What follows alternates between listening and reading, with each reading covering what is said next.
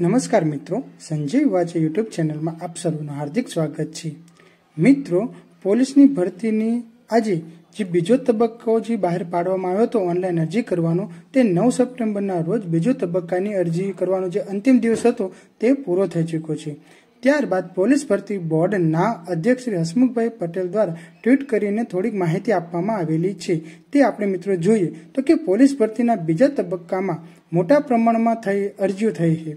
Police ભરતીના બીજા તબક્કામાં 1,54,000 જેટલી અરજીઓ મળેલી છે તેમજ ગુજરાત પોલીસ ભરતી બોર્ડના અધ્યક્ષ હસમુખ પટેલે આ ટ્વીટ કરીને માહિતી આપી હતી। મિત્રો, 9 સપ્ટેમ્બર બીજા તબક્કાની અરજીનો અંતિમ દિવસ હતો તેમજ ભરતી અગાઉ જે પહેલા તબક્કામાં જે ભરતી માટે અરજી ઓનલાઈન કરવામાં આવી હતી તેની સંખ્યા 10,26,000 જેટલી અરજીઓ તે પહેલા તબક્કામાં થઈ હતી। ત્યારબાદ બીજા તબક્કામાં મિત્રો 1,54,000 જેટલી અરજીઓ થઈ છે। મિત્રો, નવેમ્બર ડિસેમ્બર દરમિયાન તબક્કાવાર શારીરિક કસોટીનું માટેનું આયોજન પણ થઈ શકે છે।